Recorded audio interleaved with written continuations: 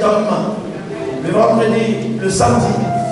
Et si le Seigneur veut, nous n'allons plus faire 7 ans, parce que ça fait 7 ans, mais à 7 ans, il n'a pas pris 1 centimètre de plus. Toujours pareil. Alléluia. Je ne sais pas comment il fait. On était un peu pareil, mais moi j'ai pris un peu de volume. Alléluia. N'hésitez pas, bénissez. Alors je vais donner la parole. Après, directement, nous irons à l'aéroport. Peut-être c'est là où nous prendrons un petit moment de repos. Et du voyage à 15 h. Alléluia. Et nous allons nous mettre debout. Oh, vous savez que le Seigneur, des fois, enlève le sommeil à ses serviteurs pour vous. Vous êtes le béni de Dieu. Alléluia. C'est à cause de ce qu'il a laissé sa femme et ses jeunes, les petits-enfants, pour être un canal de bénédiction pour nous. Quelqu'un veut être béni pour écouter la parole de Dieu. Amen. Quelqu'un veut être béni pour écouter la parole de Dieu. Amen. Nous acclamons très fort, très fort, la parole de Dieu. Et ça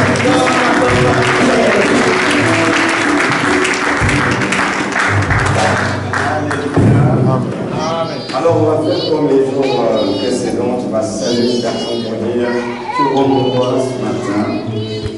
Le Seigneur a une parole pour toi. Ne sois pas privé de la grâce de ces 3 choses. Je rentre pour toi ce matin. Le Seigneur a une parole pour toi. Et ne sois pas privé de la grâce de Dieu. Je rentre pour toi ce matin. Le Seigneur a une parole pour toi. Et ne sois pas privé de la grâce de Dieu. Pour nous voir ce matin, Seigneur a une parole pour toi. Et ne sois pas privé de la grâce de Dieu. Alléluia. Amen. À celui qui nous aime, il nous a délivrés de nos péchés à son sang et qui a fait de nous un royaume de sacrificateurs pour Dieu son Père. À lui soit la gloire, l'honneur et la puissance au siècle des siècles. À Jésus le Christ, seul Seigneur et Dieu, celui en qui, par qui et pour qui Dieu fait toutes choses.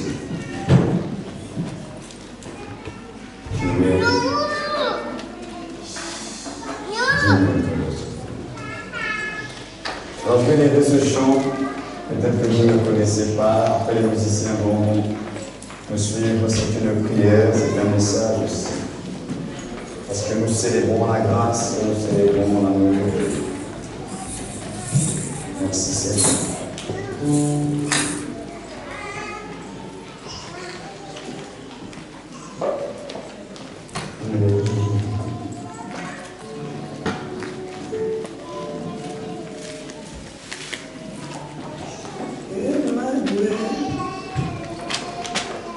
Emmanuel,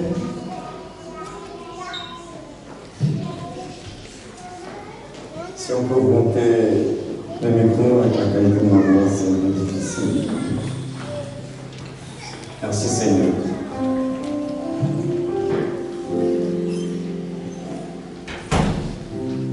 Mon Dieu, tu es descendu du haut des cieux jusqu'à moi. Dans ta hauteur, tu t'es abaissé pour que dans mon abaissement, je sois relevé par ton amour. Qui est comparable à toi, qui n'a point hésité à te dépouiller toi-même, à être humilié, soustrait des cieux, manifesté en chair sur la terre, et tu t'es multiplié dans ton Église.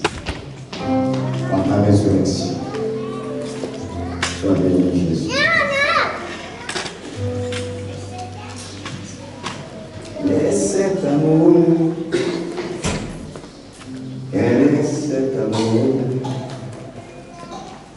quel est cet amour, quel est cet amour, quel est cet amour qui te fait venir d'aussi haut. Quel est cet amour qui te fit fais descendre aussi bas. Emmanuel, Emmanuel, Emmanuel, mon Dieu est venu jusqu'à moi, du haut des cieux, il est descendu aussi bas, du haut des cieux, il est descendu jusqu'à moi. Et cet amour, quel est cet amour, quel est cet amour, quel est cet amour, Emmanuel, Emmanuel, Emmanuel, mon Dieu est venu jusqu'à moi, du haut des cieux, il est descendu aussi bas, du haut des cieux, il est descendu jusqu'à moi. Oh. Écoute ce que je vais dire maintenant. Alléluia. Et toi, j'entendis que tu es le Verbe divin. Et toi, j'entendis que tu es le Verbe créateur. Verbe incarné, parole de Dieu faite chair. Toi le Fils du Très-Haut, tu vins des cieux sur la terre. Alléluia. Et toi j'entendis que tu es le Verbe divin. Et toi j'entendis que tu es le Verbe créateur. Alléluia. Verbe incarné, parole de Dieu faite chair. Toi l'agneau immolé, tu pris ma place à la croix.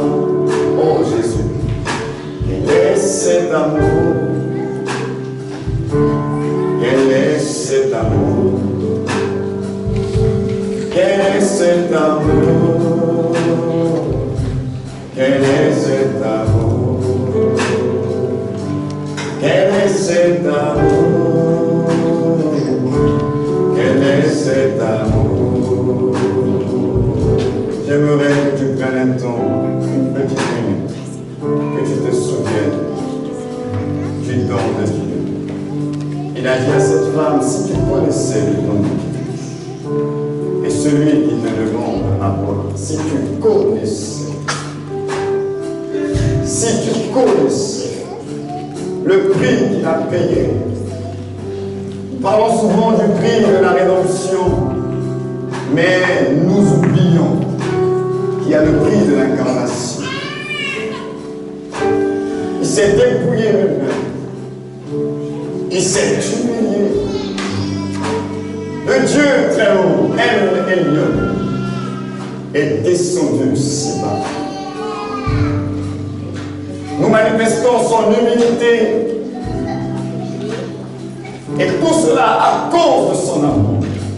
Oui, que la grâce de Jésus-Christ, notre Seigneur, exprimons ainsi l'amour du Père pour nous, afin de nous amener à la communion avec le Père par le Saint-Esprit, soit notre partage.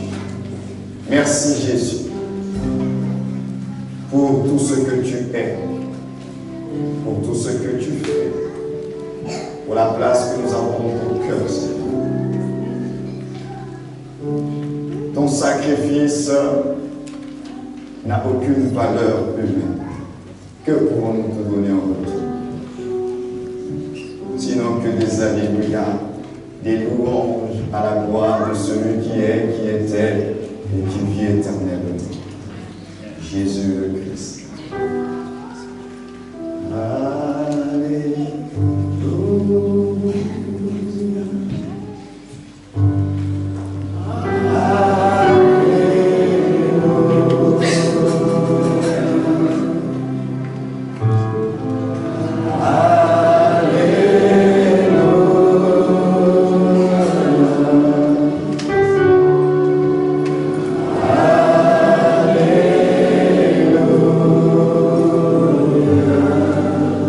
Alléluia.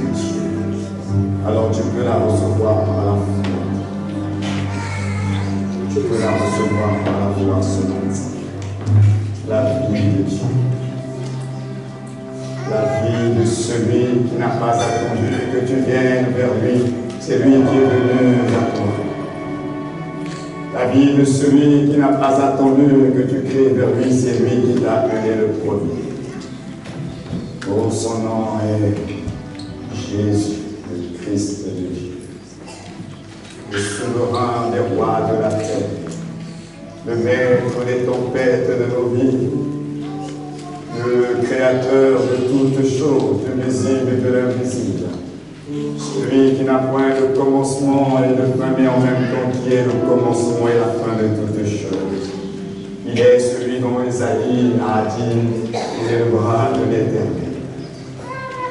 Le germe qui germe dans les endroits les plus improbables de notre vie. Il est le Verbe de Dieu, la parole faite chair, le pain descendu du ciel. Et nous voulons mourir encore ce matin, recevoir la semence incorruptible qui est la parole de Dieu. Parole qui suscite la foi, parole qui nous révèle la vérité, parole qui nous a franchis. Alors ce matin, nous sommes honorés d'être dans ta présence, honorés de pouvoir t'accueillir, honorés d'être appelés fils de Dieu, honorés d'appartenir à ton royaume, honorés d'être la grâce de Dieu, honorés d'être citoyens des cieux, honorés d'être scellés du Saint-Esprit, honorés d'être dans ce positionnement-là, placé en Dieu par le Fils dans les lieux célestes. Merci Jésus de nous avoir révélé l'amour du Père. Merci, toi qui es l'image parfaite de celui qui est invisible, tu es le reflet de sa gloire. Et nous sommes honorés de pouvoir vivre ce mystère de Christ en nous, vivre les prémices de l'Esprit par le Saint-Esprit, par lequel nous avons été scellés. Merci d'avoir fait de nous temple, tabernacle, maison, habitation de Dieu en esprit. Quel honneur, quel privilège de t'appartenir et d'être appelé par ton nom. Seigneur, merci, même si les hommes ne nous considèrent pas, nous avons une seule consolation. Toi, tu nous considères, toi, tu nous aimes, tu as payé le prix fort, tu as été soustrait des cieux, additionné sur la terre, multiplié par ta mort et ta résurrection. Oui, que ton nom soit encore béni, de nous faire participants de cette nature divine et membres de ton corps qui est l'Église. Alors nous te bénissons ce matin pour l'honneur, pour le privilège que tu nous fais d'appartenir à la famille de Dieu. Alors que les saints acclament le roi de roi.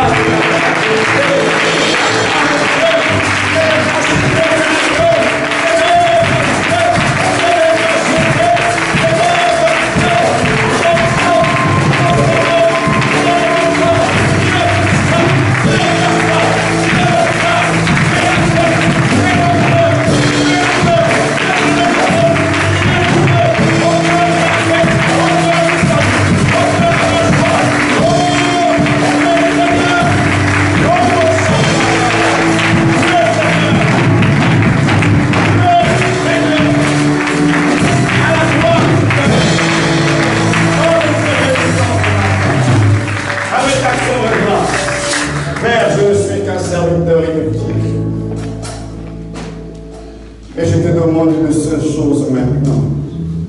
Rends-moi utile pour ce peuple. Ces hommes et ces femmes qui comptent à tes yeux pour lesquels Christ est mort à la croix. Alors oui, que je sois un vase d'honneur, un vase utile ce matin pour fortifier la foi, encourager un homme et une femme au ciel. Au nom de Jésus le Christ, nous avons ainsi prié. Et nous pouvons dire Amen. Amen.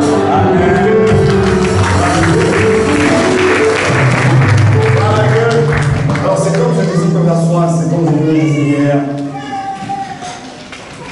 Tu ne peux pas toujours accompagner. Il y a des moments où, quand nous sommes honnêtes avec nous-mêmes, je dis bien un prédicateur authentique, s'il est honnête, il y a des moments où on a juste envie seulement de l'adopter.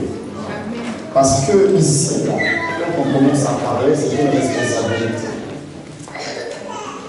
Et donc on a peur de ne pas être forcément la voix qui va communiquer la pensée. Parce que ici, la Bible déclare, nous rendons compte de chaque parole que nous aurons prononcée au nom du Seigneur. Il y a des moments où on a besoin de rester là, d'autres Dieu. Mais comme nous l'avons dit également, annoncer l'évangile est une nécessité qui nous a été imposée. Donc, quand nous parlons de l'évangile, vous savez souvent, nous parlons de l'évangélisation. Mais comme nous l'avons vu du premier au deuxième jour, comment vous pouvez parler de l'évangélisation? Parce que l'évangélisation, c'est annoncer l'évangile. Or, l'évangile, c'est la bonne nouvelle. Mais la bonne nouvelle de qui? C'est annoncer une personne. Évangéliser, frères et sœurs, ce n'est pas juste, comme je l'ai dit hier, dire à quelqu'un, Jésus t'aime. Parce que c'est Jésus-là, ils ne le connaissent pas. Qui est-il? Donc quand on parle d'évangélisation, on parle de l'évangile. Et l'évangile, c'est annoncer un message. C'est annoncer une personne. Et cette personne, c'est elle qui est le cœur même de Dieu. Jésus-Christ, notre Seigneur. Alors, il est important pour nous de pouvoir le connaître, de pouvoir le partager. Parce que nous sommes tellement restés dans des slogans. Jésus t'aime. Dieu est souverain. Ça veut dire que lorsque tu dis à quelqu'un Jésus t'aime, Dieu peut passer par là pour toucher le cœur de cette personne. Mais cette personne, lorsque vous lui dites Jésus t'aime, vous n'avez pas réglé tout le problème parce qu'il faut lui expliquer ce Jésus. Qui est-il? Lorsque David Wilkerson, le défunt David Wilkerson, a dit à Nicky, Jésus t'aime, ce n'était pas pour que ce soit un slogan. Nicky avait un problème d'amour, rejeté dans sa famille. Sa propre mère a dit que c'était le fils du diable. Il n'a pas connu l'amour et Dieu savait que la chose qui pouvait briser Nicky, c'était de lui faire comprendre que malgré ton banditisme, c'est un chef de gang, malgré ton banditisme, malgré l'état dans lequel tu es, même si tu penses qu'on ne peut pas t'aimer, même si tes propres parents disent que tu es l'enfant de Satan, il y a quelqu'un qui t'aime. Comment on peut aimer une telle personne? Et voilà pourquoi, inspiré par Dieu, par le Saint-Esprit, Nicky Cruz a tout simplement dit, plutôt David Wilkerson a tout simplement dit à Nicky, Jésus t'aime. Et pour ceux qui ont suivi le film La Croix et le Bagnard, et c'est ça, la Croix et le Poignard, vous allez voir qu'après qu'il ait dit à Nicky, Jésus t'aime, la nuit il n'a pas dormi. Il est tourmenté, cette parole a tourné en lui. Brisé par l'amour, parce qu'à ce moment précis, c'est de nous rencontrer exactement le besoin de lui. Il avait besoin de comprendre que malgré son état, il y a quelqu'un qui l'accepte tel qu'il est. Alors oui, il y a des personnes, vous allez leur dire Jésus t'aime, ça va les briser. Mais à d'autres personnes, vous leur direz Jésus t'aime, ils vont te dire oui et allez. Et d'autres vont commencer à te dire, mais si même, pourquoi il y a ceci dans ma vie? Pourquoi il y a ceci dans ma famille? Pourquoi j'ai perdu mon mari? Maintenant, toi, si tu n'as que le Jésus t'aime et que tu ne connais pas l'histoire, tu dis quoi? Si tu me dis que ce Jésus-là, il m'aime, mais pourquoi j'ai perdu mon emploi? Pourquoi j'ai perdu mon enfant? Pourquoi ceci ne marche pas dans ma vie? Tu lui dis quoi? Si tu n'es pas connecté au Saint-Esprit, qu'est-ce que tu dis ensuite? Si toi, tu n'avais que le Jésus t'aime, tu te dis quoi après? Comment tu vas dire à une mère qui a perdu son enfant prématurément? Qu'est-ce que tu vas dire à cette femme qui a perdu son mari et qui se retrouve dans la rue? Tu arrives et dis non, Dieu t'aime, Dieu m'aime. Et ils vont te dire pourquoi. Alors, s'il m'aimait, je vis toutes ces choses. Alors, si tu as compris l'histoire du salut de Jésus le Christ, pourquoi la parole s'est faite chair, alors tu auras les arguments au-delà du Jésus t'aime pour pouvoir lui parler de la bonne nouvelle de Dieu. C'est là où vous allez comprendre qu'il faut monter des niveaux. Cessons de rester sur le slogan de Jésus t'aime parce que ça ne va pas sauver tout le monde. Mais pourtant, nous savons tous que la base de l'œuvre de la rédemption, c'est l'amour de Dieu. Dieu a tant aimé. Et tout ce que Dieu fait, il le fait dans son amour. Même notre élection divine a été faite dans son amour. Notre adoption, la Bible dit qu'il nous a dans sa préscience. C'est dans son amour qu'il a fait de nous ses fils par adoption. C'est l'amour de Dieu. C'est pourquoi pendant 2 jours, j'ai vraiment insisté sur ce point, sur connaître l'amour de Dieu et la personne de Jésus le Christ. Hier, pour ceux qui n'étaient pas là, on a parlé un peu de la parole. Parce que je suis en train de m'appuyer sur le texte de Jean 1, le verset à partir du verset 17, où il est dit que la grâce, la loi est venue par Moïse, et la grâce et la vérité sont venues après. Jésus-Christ est venu avec 2 choses. La grâce et la vérité. La grâce pour nous introduire dans le salut de Dieu. La grâce pour nous amener dans la rédemption. La grâce pour nous sauver. La grâce pour nous repositionner. La grâce pour changer notre statut et notre destinée. Et maintenant que vous êtes sauvés, vous avez besoin de la vérité. Pour pouvoir marcher dans cette nouvelle vie que vous ne connaissez pas. Donc, comme toute nouvelle chose, nous avons besoin de connaître le mode d'emploi. Toute nouvelle chose, nouvelle œuvre, il faut savoir ça fonctionne comment. C'est au moyen de la vérité que nous allons découvrir comment vivre pour Dieu, comment vivre avec Dieu. Qu'est-ce que Dieu attend de nous? Qu'est-ce que nous sommes capables de faire avec ce Dieu-là? Donc la grâce seule ne suffit pas. Nous avons des chrétiens sauvés par grâce, mais qui ne connaissent pas la vérité. Alors ils sont sauvés par grâce. Ils en font de Dieu. Mais parce qu'ils ne connaissent pas la vérité, ils vivent encore avec une mentalité d'esclave. Parce que c'est seule la vérité nous affranchit. Mais nous, hier, on a parlé de la vérité, on a parlé des 7 C par rapport à la vérité. On a dit que la première des choses, la vérité, il faut la connaître. Savoir de quoi il est question. Et deuxième chose, nous avons vu que, après avoir pris connaissance de la vérité, il faut comprendre ce que tu as reçu comme information.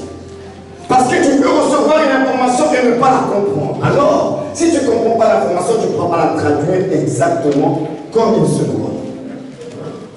Et troisièmement, maintenant que tu as reçu l'information, tu as compris l'information, c'est ça qui va apporter l'éveil de la conscience. La lumière arrive, la conscience de la vérité. Tu es maintenant conscient de la réalité de ces choses-là. Parce que tu as été éclairé. Mais non, lorsque tu es conscient, c'est la conscience maintenant de la vérité qui va t'amener à la croyance de cette vérité, c'est-à-dire à la foi. Parce que la véritable foi, c'est lorsqu'il y a une conscience. Lorsque tu n'es pas conscient, tu ne vas pas croire. Vous savez, quand un enfant est convaincu que dans la chambre, là, il y a le loup, ça affecte son comportement. Il est convaincu, il y a une sorte de conscience, il pense qu'il y a le loup là qui ne va pas aller. L'information qu'il a reçue va affecter son comportement.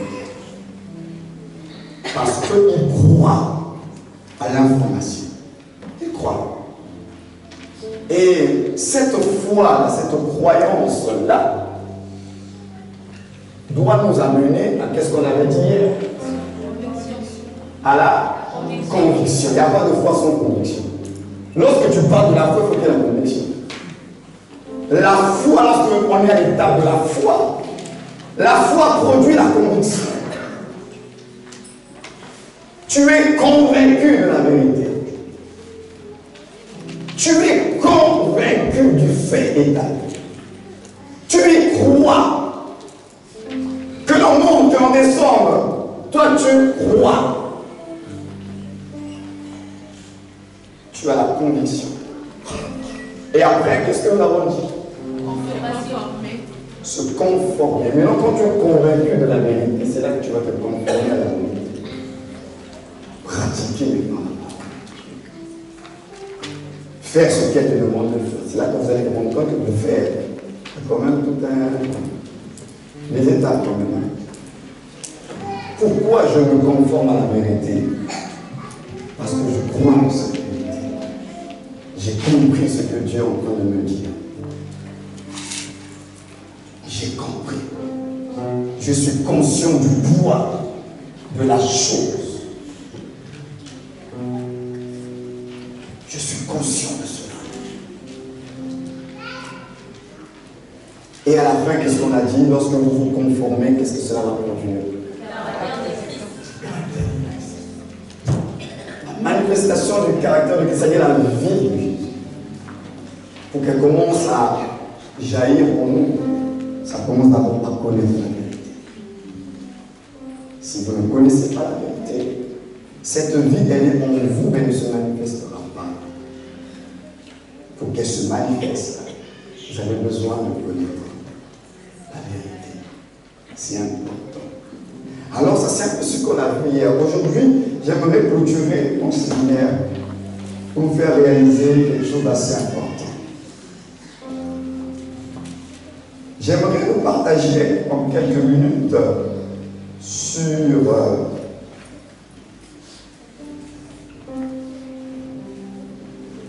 la puissance du témoignage dans l'ordre suprême de Christ.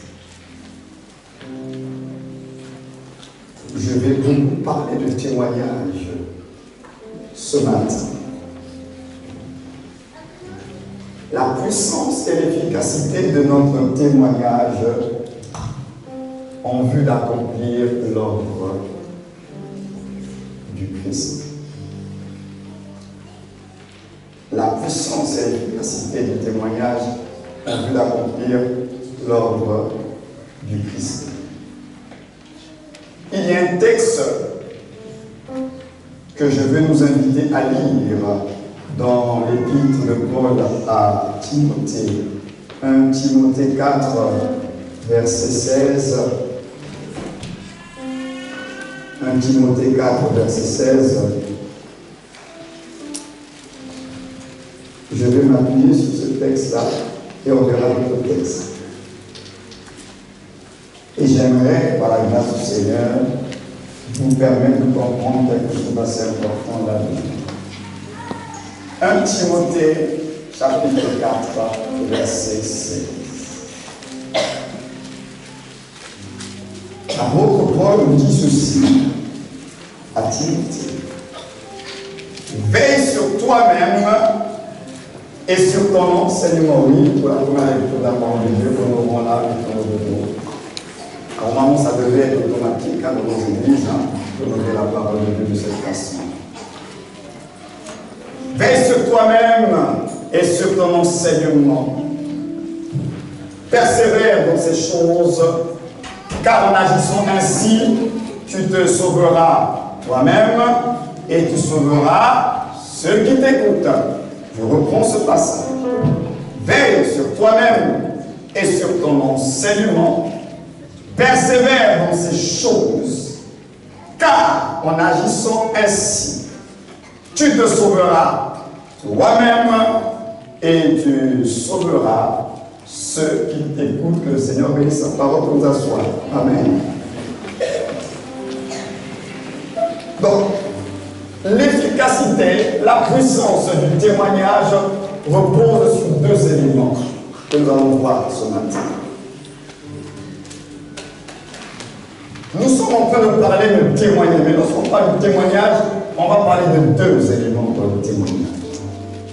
Paul dit à Timothée, veille sur toi-même d'abord. Parce que vous ne pouvez pas être les témoins efficaces de l'évangile sans au préalable veiller sur vous-même d'abord.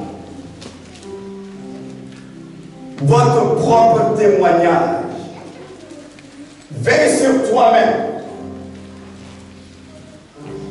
Donc, la puissance de notre témoignage se repose sur deux éléments. Donc, il y a le charisme et le caractère. Le charisme, c'est en rapport avec les dons. Et le caractère, c'est en rapport avec ta vie, ton témoignage personnel. Vous ne pouvez pas accomplir l'ordre de Dieu si ces éléments ne sont pas pris au sérieux. Lorsque je suis arrivé au Maroc, dans le cadre de ma mission pour pouvoir mettre en place ce que Dieu avait mis sur mon cœur, ces deux éléments ont fait ma force. Durant toutes ces années passées dans ce pays arabe, et même quand il était temps pour moi de quitter pour continuer dans la mission internationale, j'ai veillé à ces deux éléments. Le caractère et le charisme. Les deux sont liés. Vous ne pouvez pas avoir de l'efficacité et de l'impact si vous ne veillez pas à ça. Parce que les gens, ce n'est pas une affaire de seulement leur parler de Dieu et puis tu passes. Les gens ont besoin de voir la parole faite chair. Et nous devons être cette expression-là de cette parole. Donc, Paul dit à Timothée, la première des choses, Timothée, tu dois veiller sur toi-même. On a vu des gens partir dans le cadre de l'évangélisation avec des tracts, aller dans certains quartiers. Jésus vous aime, venez à Dieu. Alors que la même personne dans son comportement, dans le quartier ou bien dans certains milieux, elle fait n'importe quoi. Alors tu commences à venir parler de Jésus, il t'aime, Dieu va faire la personne te regarde et qu'elle t'a repéré, même toi aussi.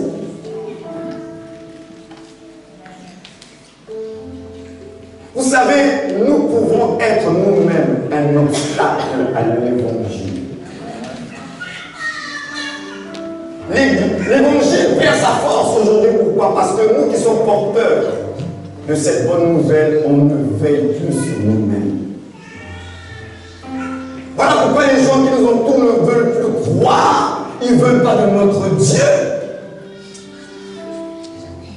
Parce que lorsqu'ils regardent notre façon de vivre, de parler, de nous comporter, ils se posent des questions si réellement ce Dieu-là est réellement Dieu. Donc ce n'est pas l'évangélisation, annoncer l'évangile, ce n'est pas un devoir. Bon, c'est une petite rencontre, une petite réunion d'un comité, on va distribuer des tracts et puis on a fait un devoir. C'est une nécessité qui nous est imposée. Et ce n'est pas une affaire d'un petit groupe, c'est l'affaire de tout enfant de Dieu qui doit être un témoin de Jésus.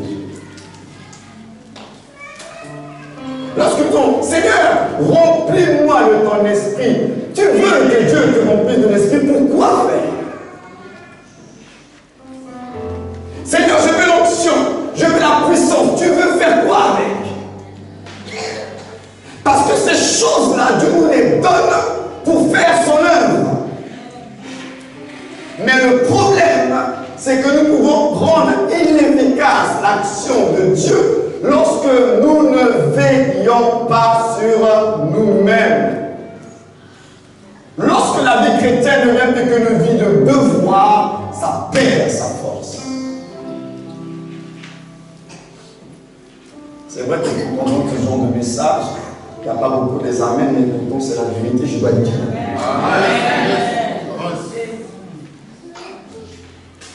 Nous sommes témoins de Jésus. Ça, vous ne devez pas l'oublier. Veillez d'abord sur votre témoignage. Et la Bible dit que si tu veilles, si tu persévères en veillant comme ça, on dit que tu te sauveras toi-même. Et deuxièmement, tu sauveras ceux qui t'écoutent. Donc il y a une relation entre le fait que tu veilles sur toi-même et ceux qui t'écoutent. Donc si tu parles de Jésus et et que tu ne veilles pas sur toi-même et que ta vie est désordonnée, ceux qui t'écoutent, ils ne seront jamais sauvés. Mais quand même, toi, tous les dimanches, tu viens à l'église. Mais le but de Dieu, Dieu ne t'a pas sauvé juste pour que tu viennes à l'église. Dieu t'a sauvé pour que toi, tu sois un multiplicateur. Tu as été sauvé pour que tu annonces également la bonne nouvelle. Cet évangile, tu as besoin de l'annoncer, tu as besoin de raconter cette histoire. L'histoire d'un Dieu très élevé, très grand, très puissant, qui avait un fils. Et ce fils a fait le choix de l'indépendance. Et dans son choix de l'indépendance, il a transgressé les ordres de papa. Et comme papa est saint, papa est juste, la justice de papa est venue condamner la désobéissance du fils. Alors le fils s'est retrouvé privé de la gloire. Et le monde qui nous entoure n'est que l'expression de l'absence de Dieu. Dieu sait tout, Dieu connaît tout. Mais si ça va mal, c'est tout simplement pour montrer, révéler quand la gloire n'est plus, voilà le résultat. Quand Dieu n'est plus dans les cœurs, voilà le résultat. Le monde va mal parce que les gens ont rejeté Dieu. L'absence de Dieu, Dieu est vie. Alors l'absence de la vie met en place la mort. Dieu est amour. Si Dieu n'est plus là, il n'y a plus d'amour, donc il y a la haine. Le monde n'est que le résultat de l'absence de Dieu. Mais ce Dieu-là, saint, juste, il a un autre élément qui le définit, c'est qu'il est amour. Et c'est dans son amour qu'il va mettre en place ce grand mystère, cette sagesse infiniment variée, pour pouvoir faire sortir son fils qui a été condamné par sa propre justice. Mais la sagesse infiniment variée de Dieu va l'amener à poser un acte de folie. La folie de l'amour de Dieu. L'incarnation. Une folie qui va l'amener à accepter pour un peu de temps les limitations humaines, l'abaissement, la souffrance. Pendant 30 ans, il est resté là, dans une condition humaine. Les autres fois, dans le cadre des Christophanies, des théophanies, il venait de temps en temps visiter les heures passées. Mais là, pendant 30 ans, il est resté. Il a accepté le processus de maturation, de croissance, de développement d'un homme normal. Il était dans le mystère du fœtus dans le ventre de Marie. Il était là. Dieu était dans ce fœtus-là, dans le ventre de Marie. Il était là, le Dieu Tout-Puissant. Il accepte l'invitation. Le fœtus grandit mois après mois, il est toujours là. Il n'est pas pressé, il n'accélère pas le processus. Il suit le cours normal. Ça évolue. À terme, elle accouche d'un bébé. Et que ce bébé, quand il naît, il ne parle pas tout de suite. Pourtant, Dieu était capable de faire parler un bébé. Il pleure. Il ne s'exprime pas, il est un bébé ordinaire. Et ce bébé ordinaire va devoir apprendre. Un Dieu qui connaît tout, omniscient, va devoir apprendre. C'est une soustraction. Il va devoir apprendre à parler. Dieu va devoir apprendre à marcher, apprendre à manger certaines choses. Et tout cela, c'est toujours Dieu, Emmanuel, Dieu parmi les hommes. Il marche au milieu des hommes dans les rues de Nazareth. Il court.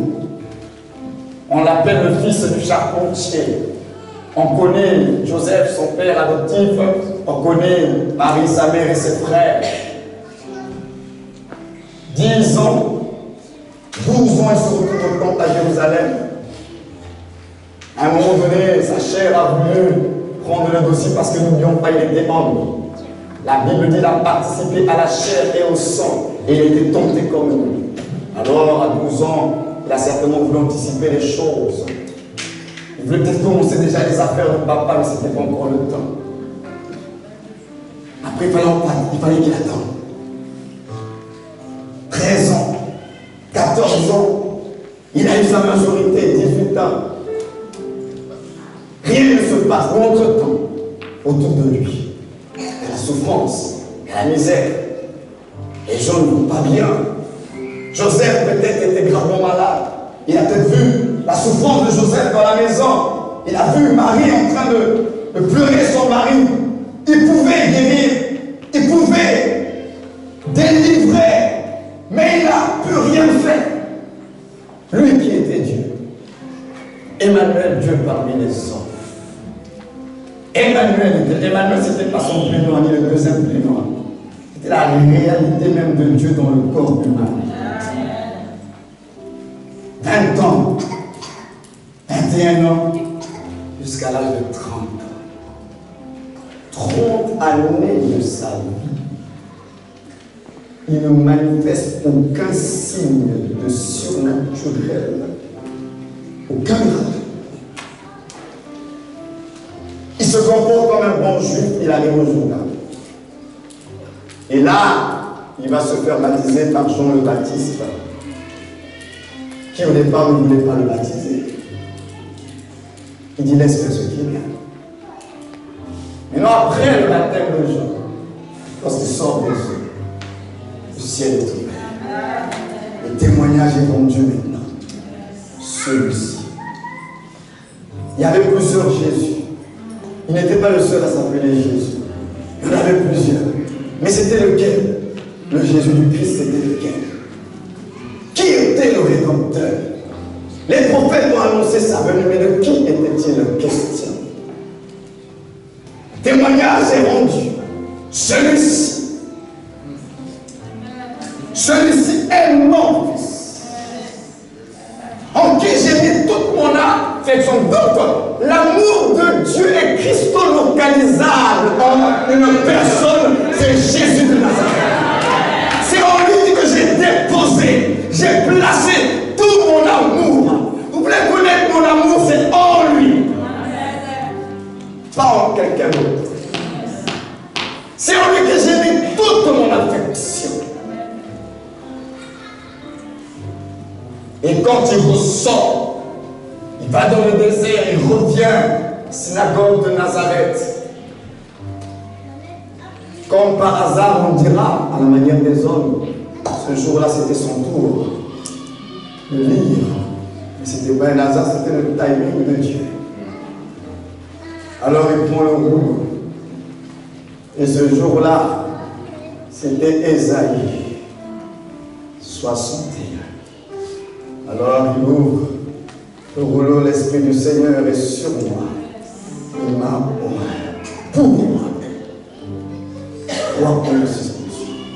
Alors il termine la lecture, les gens attendent maintenant, qu'est-ce qu'il m'a dit? Et il dit aujourd'hui, cette parole des Écritures s'est accomplie. Tous ces problèmes ont commencé là. Parce qu'eux savaient que cette parole concernait le Christ. Et que le Christ était un mystère. On ne sait d'où il viendra. Mais tout ce qu'ils savaient, c'est que le Christ serait un fils de David, un roi conquérant, quelqu'un qu'on ne maîtrise pas la manière de Melchisédek. Donc pour eux, lui là, ça pouvait pas être le Christ. Pourquoi? Parce que lui, on l'a vu grandir. Lui, on a vu son humanité. 30 ans, une humanité constatée. Lui, c'est un homme. Alors, comment lui qui est homme, il veut se faire passer pour fils de Dieu? Il ne savait pas que celui qu'ils appellent l'homme, c'était lui le vase.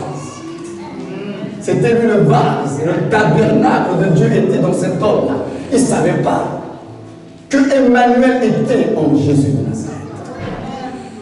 Alors après, vous allez remarquer qu'après cette séquence, quand il commence à parler, il devient incompris. Humainement parlant, on serait tenté de se dire qu'il y a quelque chose qui, le cerveau a été dérangé. Parce qu'il a un langage que les autres ne saisissent plus. Avant qu'Abraham fût, je suis. On dit, mais tu n'as même pas 40 ans. Abraham, là, tu l'as vu comment? Il dit, il s'est réjoui de voir mon jour. Comment? Il dit, je suis le pain qui est descendu du ciel. Comment tu peux dire que tu viens du ciel alors que mon ta vie montait de la terre? Nous, on a constaté que tu es de la terre, mais toi, tu dis que tu viens du ciel. Qui vient du ciel? Et pourquoi l'auteur a dit aux Hébreux, il dit c'est pourquoi Christ entrant, on dit Christ entrant dans le monde, Christ entrant dans le monde, c'est Christ qui rentre dans le monde, le Dieu éternel qui rentre dans le temps. Dis, tu m'as formé un corps. Jésus, l'humanité, a été formé, conçu dans le ventre de Marie, mais le Christ éternel, l'esprit qui était dans ce corps-là, c'est l'esprit du Dieu éternel. Celui qui n'a ni commencement, ni fin. Mais en même temps, comme je ne cesse de le dire, il y a une sorte de contradiction, et qui n'est pas une contradiction, c'est ça qui fait le mystère de Dieu, c'est qu'il n'a pas de commencement, il n'a pas de fin, mais il est quand même alpha et oméga. Le commencement et la fin. Comment il fait le commencement et la fin? En même temps, il dit qu'il n'a pas le commencement, il n'a pas de fin. C'est ça qui fait la beauté de Dieu. Un Dieu qui est mystérieux, voilà pourquoi tout ce qui le concerne, c'est le domaine de la révélation. Parce que si vous appréhendez Dieu avec l'intellect, votre cerveau va chauffer. Ça va être compliqué de comprendre ça. C'est pourquoi Dieu se révèle. La révélation est une initiative divine. Ce n'est pas à toi. Si Dieu ne s'est pas révélé, n'invoque pas. C'est pourquoi, force de révélation, les choses sont tombées dans l'imagination. Quand il n'y a pas de révélation, on commence à imaginer. On commence à inventer des choses sur Dieu qui n'ont rien à voir avec lui. Dieu se révèle. Donc quand tu n'as pas la révélation, tais-toi seulement. Ce qui est révélé, c'est pour nous. Sache la. On n'invente pas. C'est pourquoi lorsque on est trop dans les histoires, on va chercher les mystères. Si tu veux trop percer les mystères, tu vas rencontrer l'ange, celui qui se déguise en ange de lumière. Lui, il va t'expliquer les mystères. Ah oui. Quand ton cœur, c'est plutôt chercher les mystères, cherche à connaître Jésus. Amen. La seule chose que Dieu nous a permis de chercher à comprendre, c'est le Fils. C'est le Fils qui va te révéler le Père. Si ce Fils-là, tu l'enlèves, tu cherches des mystères en dehors du Fils, tu vas te perdre. On a vu des gens qui se sont égarés, qui sont tombés dans des philosophies compliquées. Parce qu'il n'y avait pas le Fils. Faisons de lui notre quête, notre recherche, notre science. Faisons de lui. Paul a dit, mon but, c'est de le connaître.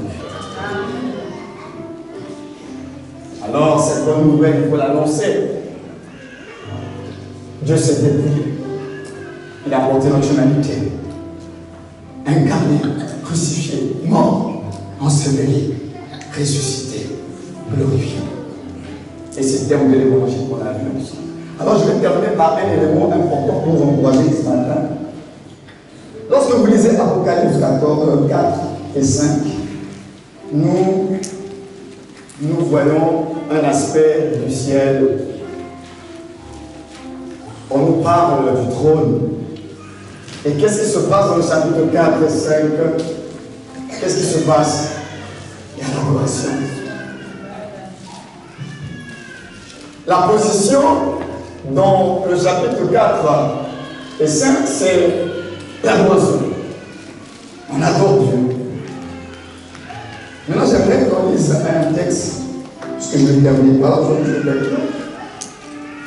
Dans Luc, peut-être que ça va nous aider à réaliser la valeur de l'évangélisation et de prendre cela très au sérieux. Luc 15, verset 4. Quel homme d'entre vous, si la son brebis et qu'il en perd une, ne laisse les 99 autres dans le désert pour aller après celle qui est perdue jusqu'à ce qu'il la retrouve. Lorsqu'il l'a retrouvée, il la met avec joie sur ses épaules et de retour à la maison, il appelle ses amis et ses voisins et leur dit: réjouissez-vous avec moi car j'ai retrouvé ma brebis qui était perdue. Ce qui m'intéresse, c'est le verset 7. De même, quand on dit de même, c'est un comparatif, il y a une comparaison. De même, je vous le dis, il y aura plus de joie dans le ciel pour un seul pécheur qui se répand que pour 99 justes qui n'ont pas besoin de repentance. Alors quand j'ai lu ce texte, vous connaissez ça, je me suis dit, bon, j'espère que c'est mon CV. Dans Apocalypse 4, 5, il y a une atmosphère. Quand vous lisez Apocalypse 4 et 5, il y a une atmosphère. C'est quelle atmosphère? C'est l'adoration. C'est solennel. Celui qui est assis sur le trône. C'est très solennel. Apocalypse 4 et 5, c'est très solennel. On est dans la salle du trône. Il y a les 4 êtres vivants, les 24 vieillards. On est là. C'est une atmosphère très solennelle. Il est assis sur le trône. Mais Christ vient nous révéler qu'au ciel, là, il n'y a pas que l'aspect solennel. C'est-à-dire qu'on peut aussi changer l'atmosphère dans le ciel. Il y a plusieurs, c'est comme, on dit les lumières d'ambiance, comme un DJ dans une boîte, une musique qui est là, elle fait une musique soft, calme, et puis dans son mixage, après, paf, il vous emmène dans quelque chose de un peu plus rythmé. On appelle ça l'ambiance, un changement d'atmosphère. Alors au ciel, il n'y a pas que l'atmosphère solennelle. C'est ce que Christ nous révèle, une vérité importante ici. Il y a une autre atmosphère dans le même ciel. Et cette atmosphère, c'est une atmosphère de célébration, de louange, de fête, la fête. Au-delà de l'aspect soleil, il y a aussi la fête, la réjouissance. Mais cette célébration, ce changement d'atmosphère, nous avons un rôle important à jouer pour que cela se mette en place. Donc ça veut dire que chaque fois que tu annonces l'évangile, chaque fois que tu annonces le témoignage de Jésus et qu'une âme se répand, il y a un changement d'atmosphère dans le ciel. Un changement d'atmosphère. Le côté solennel, c'est vrai. Après subitement, on commence à danser. Qu'est-ce qui se passe? Une âme vient de se répandre. Donc du coup, ils sont maintenant habitués au ciel.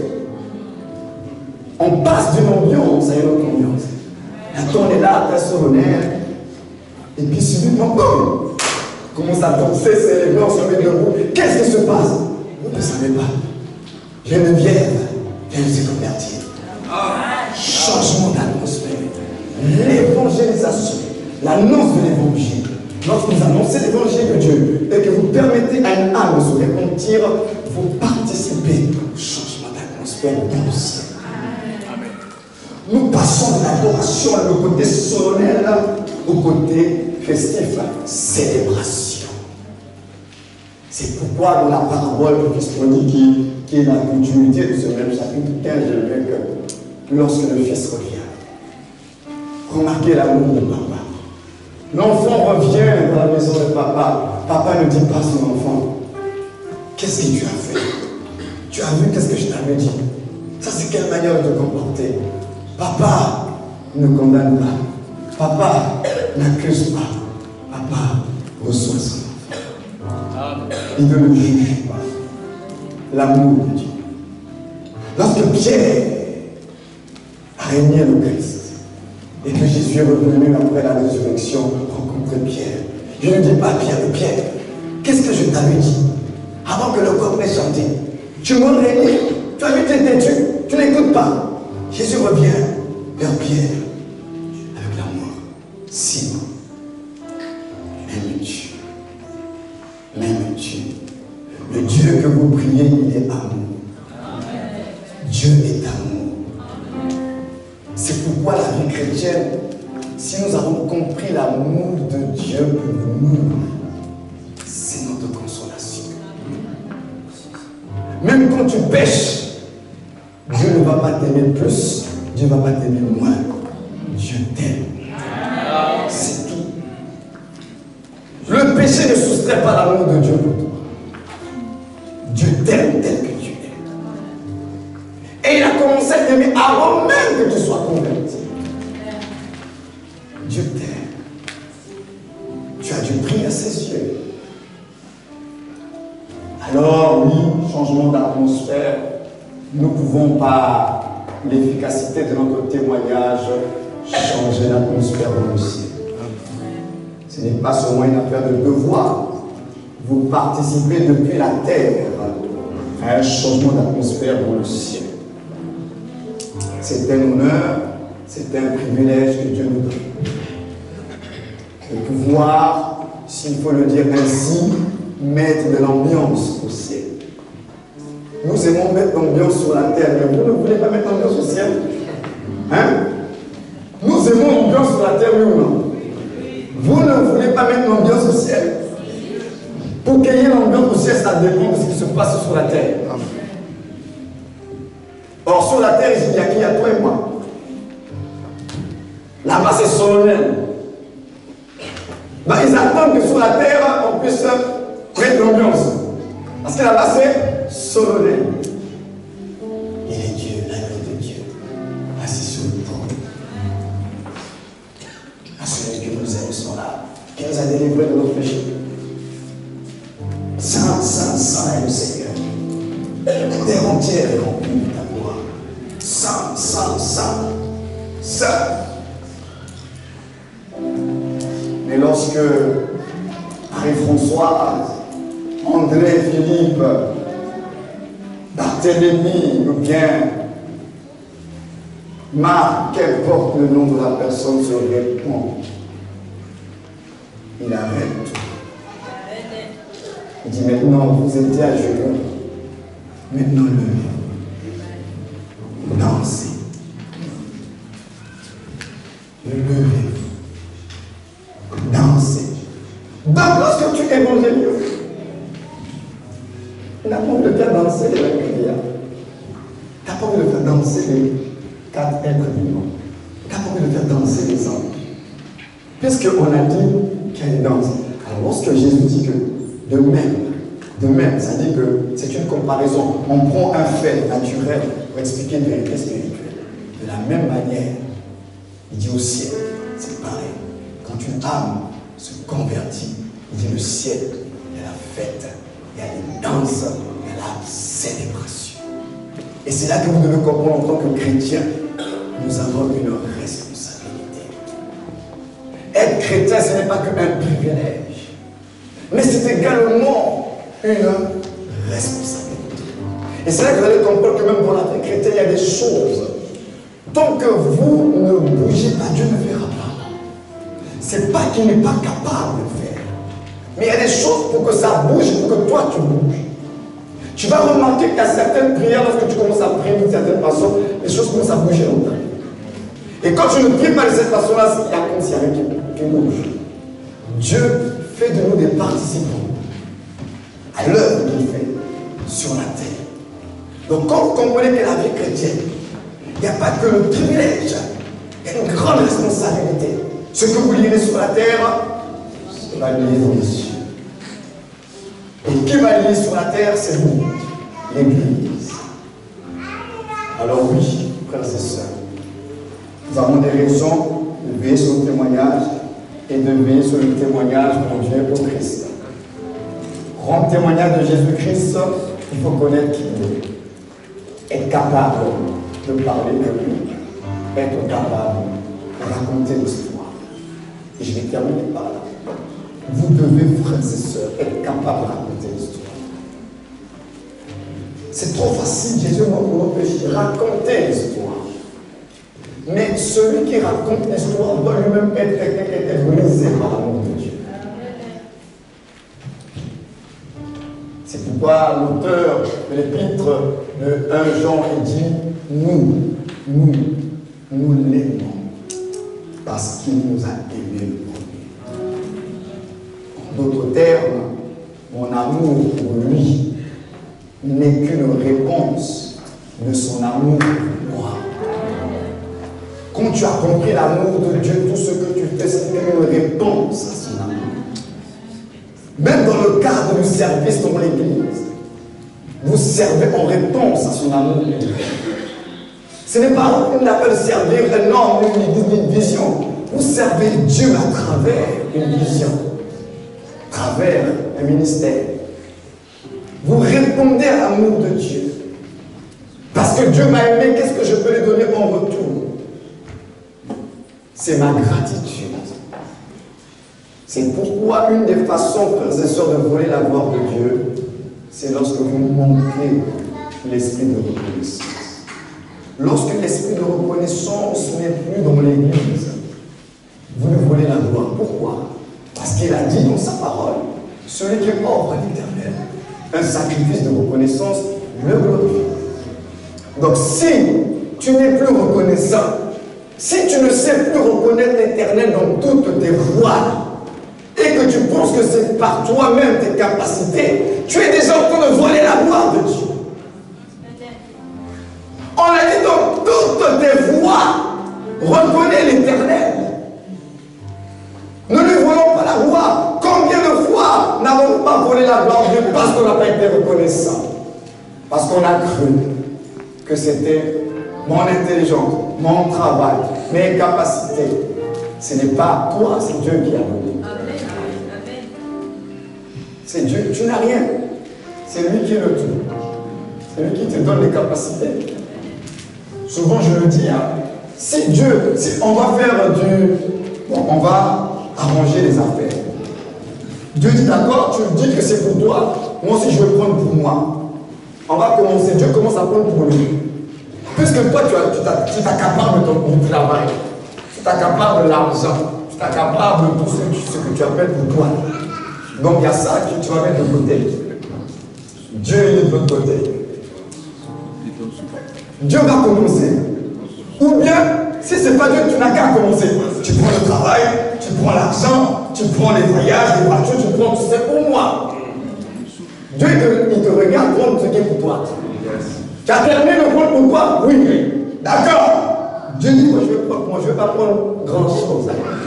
Il enlève seulement le souffle. Le souffle de vie, ce n'est pas pour toi, ça vient de Dieu. Sans ce souffle-là, tu ne pourras pas aller au travail. Tu ne pourras pas faire les affaires. Tu ne pourras pas vivre. Tu ne joueras pas de ton mariage. Tu n'auras pas tous les biens que tu as. Parce que tout ton parfait, tout ton perfection, vient de toi, vient de Dieu. Ce qui est pour Dieu là, c'est ça qui te permet de vivre. Mais quelquefois, tu deviens comme amnésique, tu as oublié. C'est pour moi, c'est pas pour toi. Sois reconnaissant. Amen. Amen. Dieu n'est le débiteur de personne. Il ne doit rien à personne. Pour être Dieu, il n'a pas besoin de toi et de moi. Il existe par lui-même. Que tu viennes à l'église ou pas, qui a mal, c'est Dieu, c'est pas toi. C'est plutôt toi, c'est pas Dieu. Amen. Je ne veux pas aller à l'église, je ne veux plus prier. Mais qui va souffrir? C'est toi. Tu es dans les humeurs, dans les caprices, pour faire l'œuvre de Dieu. C'est toi qui vas souffrir. Amen. Parce que Dieu, pour être, il n'a pas besoin de qui que ce soit. Il a dit, je suis celui qui est, le Dieu qui existe par lui-même, qui se suffit à lui-même. Même quand tu pries, même quand tu apportes des offrandes, tu n'as rien fait d'extraordinaire. Tu ne fais que redonner à Dieu ce qu'il t'a donné. Parce que c'est lui qui donne la semence au semeur. Or, le semeur, avec la semence, qu'est-ce qu'il fait? Il va semer. Après, il y aura la moisson. Alors, le semeur va oublier que la moisson, là, je l'ai eu parce qu'il y a quelqu'un qui m'a donné la semence. Et c'est Dieu. Vous oubliez la semence, vous vous accaparez de la moisson. Qui a donné la semence? C'est Dieu. Mais si Dieu est gentil, il dit, bon, je ne veux pas aller loin. Je ne veux pas enlever le souffle de vie. Je veux enlever un élément seulement. Il dit, je vais enlever la santé. Ah oui, l'argent n'achète pas la santé. Si Dieu enlève seulement la santé, tu vas aller travailler comment? Tu vas jouir comment de tes biens si le corps ne suit plus? Hein? Mais non, s'il est encore gentil, il dit, bon, je laisse la santé, je laisse le souffle de vie, donc je vais enlever l'intelligence. Si tu deviens comme on dit Yéza chez nous là, hein? Tu vas travailler comment? Comment on va te considérer? Ta valeur sera comment? Si tu n'as plus l'intelligence. Qui donne ces choses-là? C'est Dieu.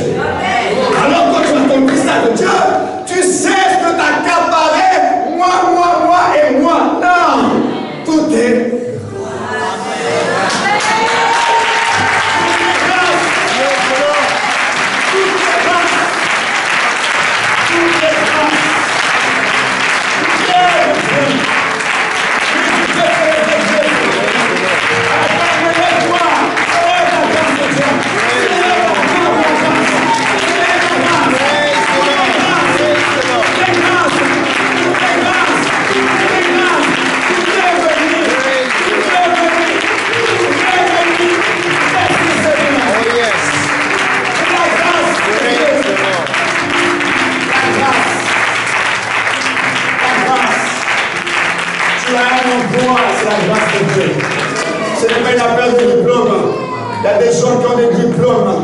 qui n'ont pas d'emploi.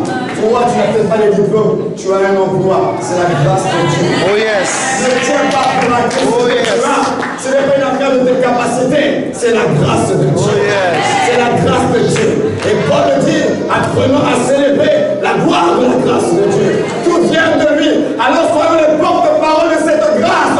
Que la grâce de Jésus-Christ, l'amour de Dieu le Père et la communion du Saint-Esprit soient votre portage.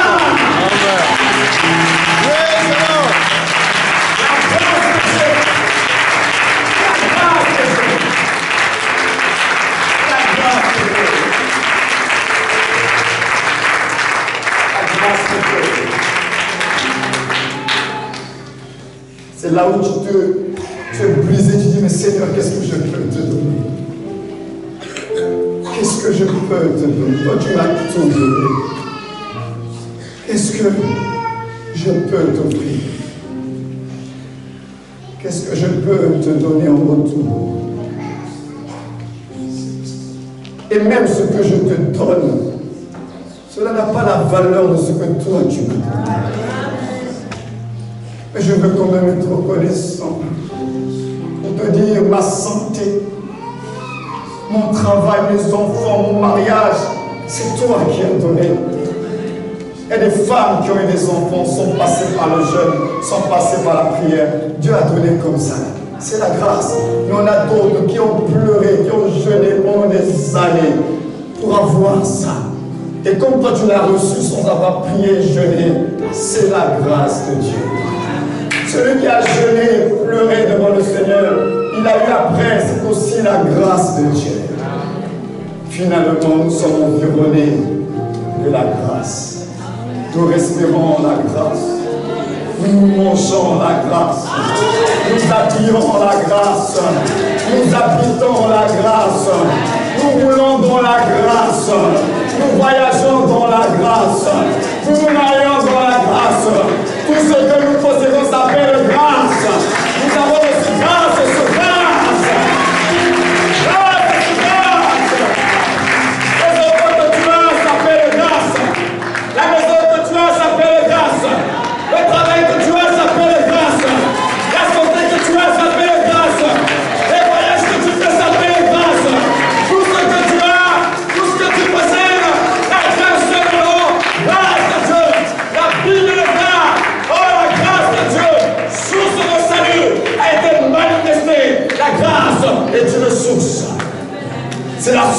source de tout. La grâce de Dieu.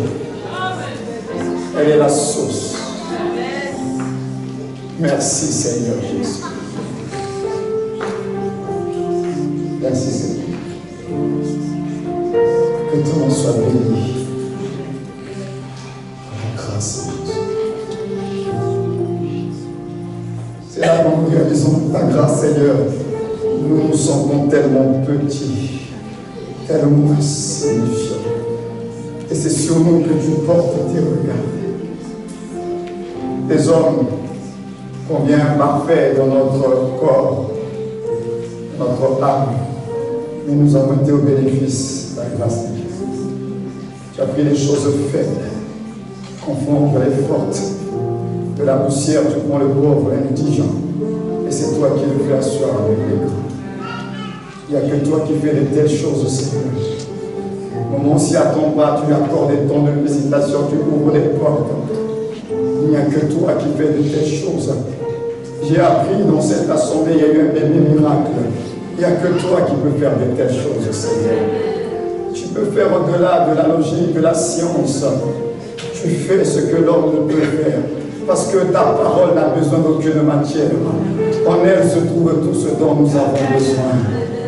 Et nous sommes au bénéfice de cette parole. Alors merci encore, Seigneur, pour le don que Jésus est pour nous et pour l'Église. À toi qui es le créateur de tous, à toi qui es le rédempteur des croyants, à toi qui es le régénérateur de l'Église, que ton nom soit béni ce matin. À tout Seigneur, tout honneur, car c'est à toi qu'appartient le règne, la puissance et la gloire au siècle des siècles. Avec action de grâce, nous allons prier.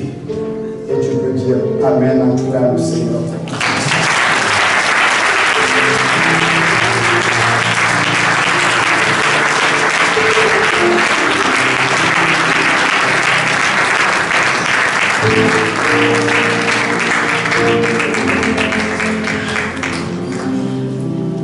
Reste dans cet état.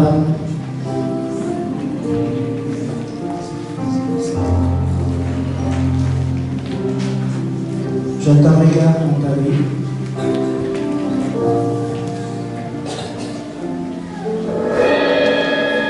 Les témoignages changent l'atmosphère aussi.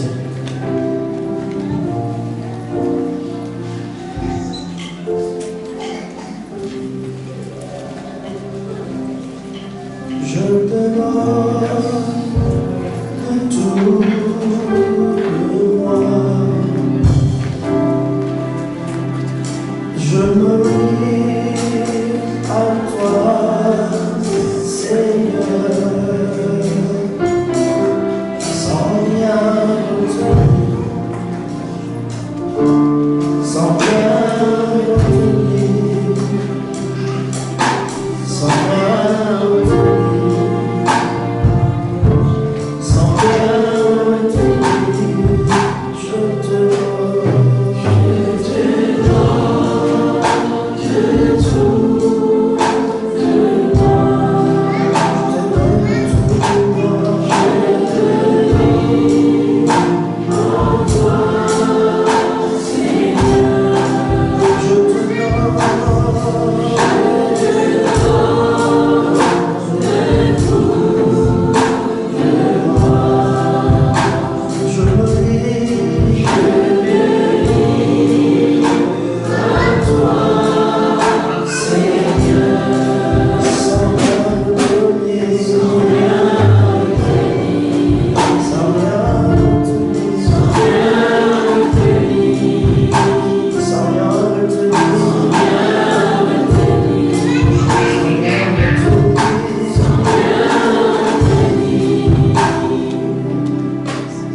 Ce n'est pas le front. Il est entouré, assis au milieu de louange d'adoration. Il y a une chose, un acte, quand il est possible, l'atmosphère change aussi. Quand une âme se répand, recevoir Jésus, c'est une chose. La repentance, c'est l'abandon. Changement de foi. Se retrouver sur la bonne voie. Se détourner contre le mal. Cette action, je comprends encore ce matin, elle change l'atmosphère au ciel. Bien-aimé, tu vas prier et maintenant, ta vie en fonction de la lumière de la parole que tu as écoutée. Alléluia.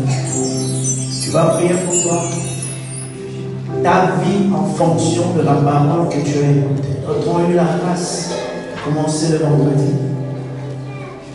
le samedi, et aujourd'hui matin.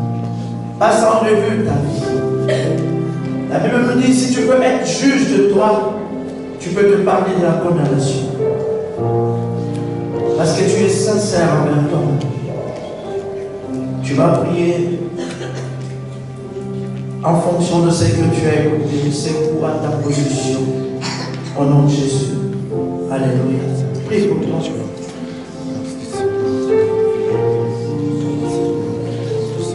Tu as les pouvoirs de prier pour toi, même de t'imposer la main. Alléluia. Tu as ça.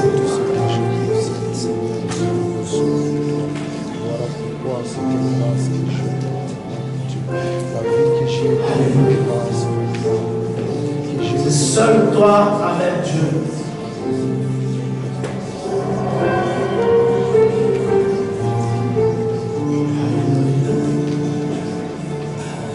Comment pouvait-il confier encore la responsabilité à Pierre?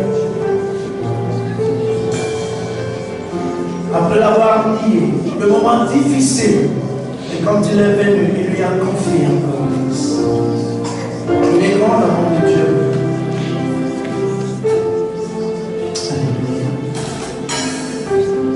Chasse de toi les émotions. Ne laisse pas être trompé par de mélodies, mais que l'expression de ton cœur part à ces dieux. Ton Père. Tu penses que c'est enfin que Dieu t'a accordé la grâce d'écouter le vendredi, le samedi et le dimanche. D'autres viennent de loin. Alléluia. Il était écrit dans sa puissance que tu vas écouter. La puissance du témoignage change l'atmosphère. L'insistance.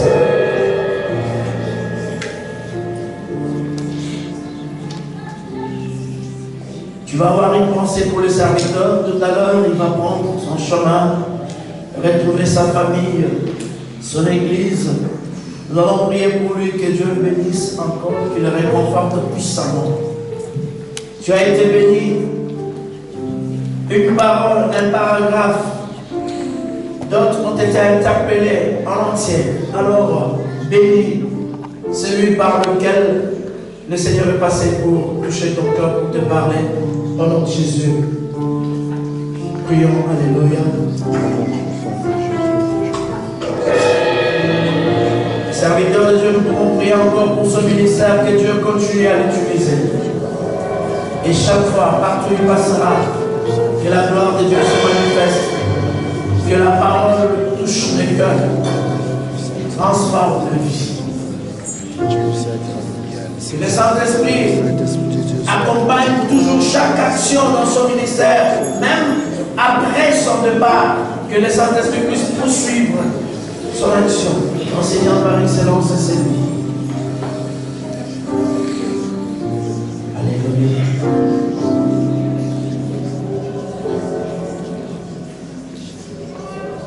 Je vais demander aux serviteurs de Dieu,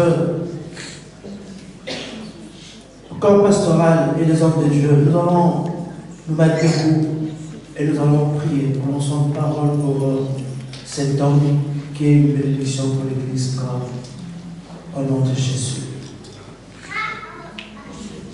Seigneur, on te bénit encore. C'est une bénédiction de reconnaître la grâce de Dieu dans le corps. Merci. Aujourd'hui, nous avons été récompensés. Déjà des phares notre identité d'enfant de Dieu. Nous avons été réconfortés par ton appel dans le ministère, dans nos responsabilités au service. Voilà encore, étant de Dieu, nous voix se lève pour nous proposer dans nos descentes mains. Ton serviteur, la pauvre Gaël, en ces temps où le ministère est combattu, en ces temps où le témoignage est bousculé, est-ce que tu puisses intervenir la serviteur dans distinction, distingue en action que tu opères dans sa vie, au prophète de l'Église, réserve-le, réserve son témoignage, par lui, que sa parole soit bénie, par lui, que ses enfants soient bénis, par lui, à chaque déplacement, jette sa mémoire de votre son Église, préserve cet homme, sa santé, la bénédiction, bâtie par tous ses actions, glorifie-toi, Alléluia. Merci Jésus. Alléluia. Unissons le cœur, disons merci Seigneur Jésus. Nous allons offrir une grande offrande d'acclamation à nous acclamons le Seigneur.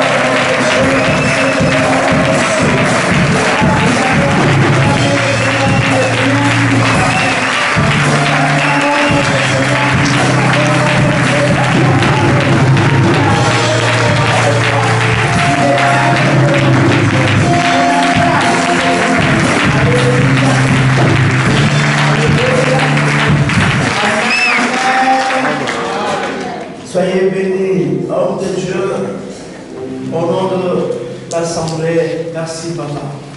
Merci beaucoup.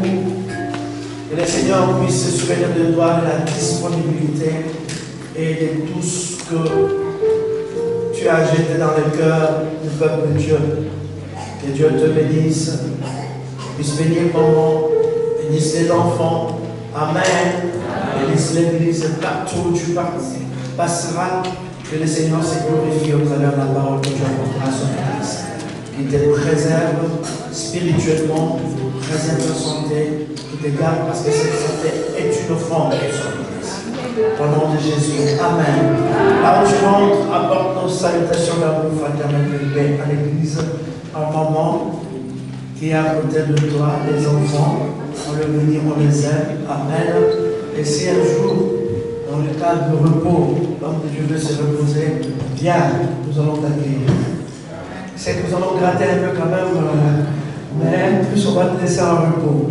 C'est important de se ressourcer aussi. Amen. Est-ce que nous pouvons encore bénir l'homme de Dieu par la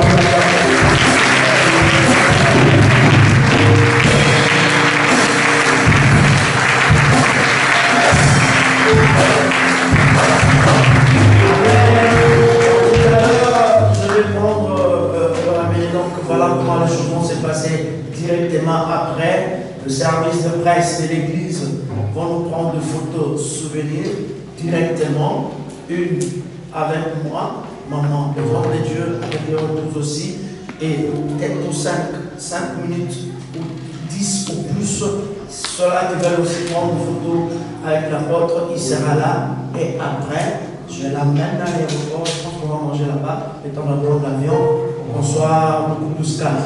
Amen. Voilà, donc nous disons après, nous allons procéder aux photos officielles. Vous avez un rêve, vous avez un rapport, le serviteur, le ministre de la Défense est là, le ministre de l'Intérieur, il est là, les deux ils sont là. Le serviteur Yoba, le serviteur Julien, il n'y a pas de problème. Amen. Alors ils me feront rapport, n'hésitez pas. Et je vais m'occuper de l'homme de Dieu qui rentre en paix. Alléluia. Le pasteur Daniel, vous avez sorti dans la grâce, c'est un enseignant de la parole. Amen. Et il est auteur de beaucoup de livres, une dizaine. Amen. Les livres sont là. Je pense qu'il y a 3 éditions qui sont là, 3 ou 4 éditions. Le frère Daniel, il est quelque part. Daniel. Ah, Daniel, que Dieu te bénisse. Amen. Que le Seigneur bénisse notre enfant Daniel. Voilà, c'est lui qui qui s'occupe de toute le brochure. Donc vous voulez vous en procurer. Vous voyez, le frère Daniel, il est au fond. Il y a d'autres qui en ont déjà pris le vendredi, le samedi. Prenez-le, ce n'est pas pour embellir votre bibliothèque, lisez-le. Ça va vous aider, ça va vous soutenir aussi dans la lecture de la parole de Dieu. Amen. Voilà, et si le Seigneur le veut bien, le pasteur Gaël nous fera plus 7 ans. Hein, parce que si tu fais 7 ans, il y a des petits enfants qui naissent, il y a le mariage, il a laissé Alice célibataire, il retrouve Alice mariée avec un enfant. Donc, on va faire en sorte que si le Seigneur nous aide, qu'il passe plus 7 ans. Amen. Déjà pour le projet du centre, nous avons sollicité sa main d'association. Amen. Donc, pour les gens qui vont s'inscrire au centre, vous serez bénis, il reviendra. Pour apporter, parce que le centre d'enseignement va commencer très bientôt. Amen. Et ça sera parmi les gens qui vont nous enseigner la parole de Dieu. Alléluia. Quelqu'un qui est content? Amen. Amen. Amen. Voilà, que le Seigneur nous bénisse. Je pense que tout est dit. Merci pour notre présence. Et pour terminer, je vais inviter l'homme de Dieu à prier pour bénir le peuple de Dieu, clôturer ainsi le message de 3 jours de la nuit. Là, vous levez, là, vous levez la grâce. Soyez prêts à recevoir ta bénédiction. Alléluia, merci.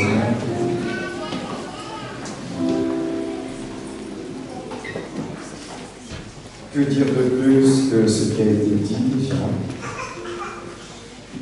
Que dire de plus que d'emprunter encore cette parole de Paul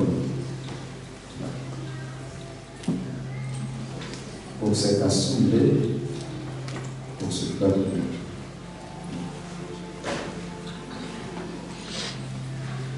Que la grâce de Jésus, que l'amour de Dieu le Père, que la communion du Saint-Esprit soit le partage de cette famille chrétienne. Au nom de Jésus. Dieu de grâce et de vérité, toi que nous appelons affectueusement Abba, Père. Souviens-toi de ce que Jésus a fait pour ce peuple. Toi qui es le Dieu des surprises agréables, toi qui sais nous impressionner, nous surprendre, je prie que tu accordes un temps de visitation à cette famille chrétienne. Au nom de Jésus. Permets-leur d'entrer dans une nouvelle saison. Parce que assurément tu peux encore les amener plus loin. Alors qu'il en soit ainsi. Au nom de celui qui est, qui était et qui revient bientôt, Jésus-Christ notre Seigneur, je te recommande ton peuple sous ta grâce. Que ton nom soit béni encore une fois. Au nom de Jésus-Christ. Amen. Que Dieu vous bénisse.